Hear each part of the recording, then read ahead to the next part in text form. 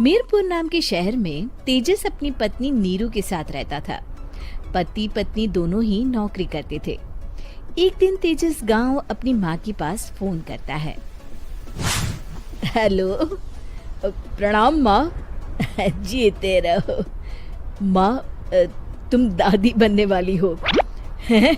अरे वाह, ठीक है बेटा, मैं कल ही आती हूँ। जब माँ जी शहर पहुंची तो बेटी बहू ने बहुत अच्छे से स्वागत किया। लीजिए माँ जी, चाय। अरे गर्मा गर्म पकोड़े ले आओ माँ के लिए। नीरू रसोई में गई और 2 मिनट में ही पकोड़े ले आई। जी ये लीजिए। बहू जादू से बनाए हैं क्या? अभी तो रसोई में गई थी।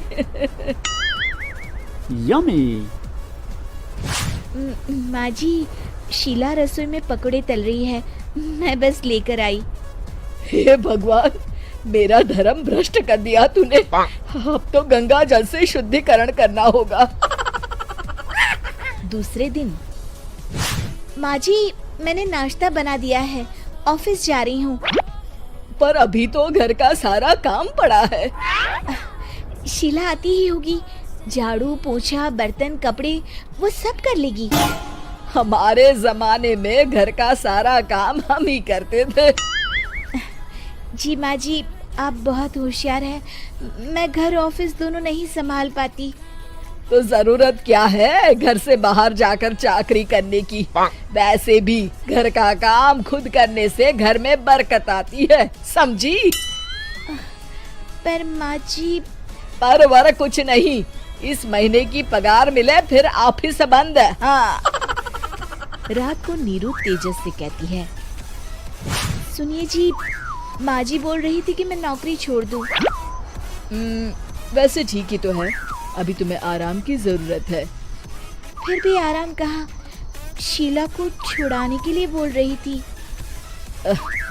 तो अब 24 घंटे में इतना काम तो कर ही सकती हो। पर जॉब पसंद है मुझे, घर पर मन नहीं लगेगा। अगले दिन जब दोनों ऑफिस के लिए निकल रहे थे, मेरी तो कोई कीमत ही नहीं है इस घर में। माँ जी, आजकल महंगाई बहुत है, रहन सहन भी बदल गया है, दोनों नौकरी करते हैं तभी ठीक रहता है। अच्छा, तू कहना क्या चाहती है? मेरा बेटा तुझे बिठा के खिला नहीं सकता? तू ही इस घर का खर्च चला रही है, हैं? नहीं माँ जी, मेरा वो मतलब नहीं था। मतलब खूब समझती हूँ, ये बाल धूप में सफेद नहीं किए मैंने। हाँ। अब तो ये रोज का काम हो गया था। तेजस भी रोज की झिकझिक से परेशान हो गया था। एक दिन उसने कहा, नीरू, वैसे भी तुम्हें मैटरनिटी लीव मिलने वाली है, तो अभी से ही छुट्टी ले लो। पर क्या, मेरी सैलरी अच्छी खासी है। आखिर नीरू ने रिजाइन कर दिया। जब बच्चा हुआ तो घर में सब बहुत खुश हुए। कुछ दिनों बाद तेजस फाइल देख रहा था। क्या हुआ तेजस, कुछ परेशान लग रहे हो? अब हाँ, वो हमारी जितनी सेविंग्स थी वो तो हॉस्पिटल में और छठी के फंक्शन में खत्म हो गई है नीरू।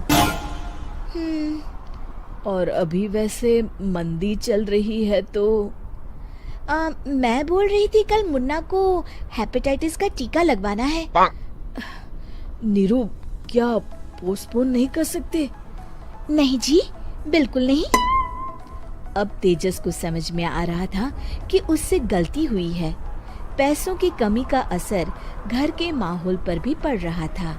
अगले दिन, बेटा मेरा चश्मा और ये दवाइयाँ ले आना, पर्चा देते हुए माँ जी ने कहा। जी।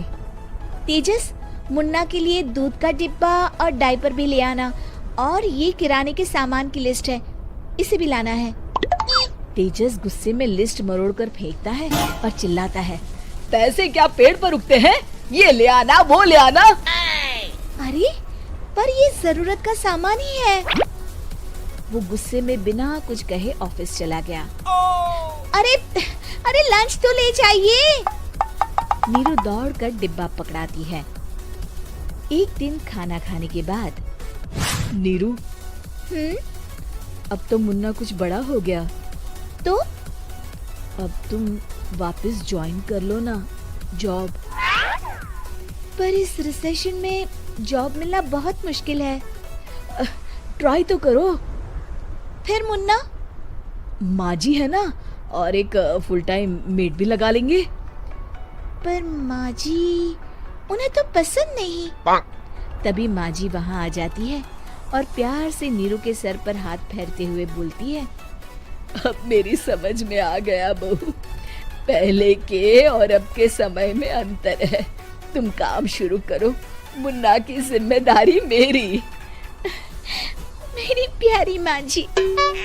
ये कहकर नीरू उनके गले लग गई। शिक्षा, परिवर्तन संसार का नियम है, हमें भी समय के साथ चलना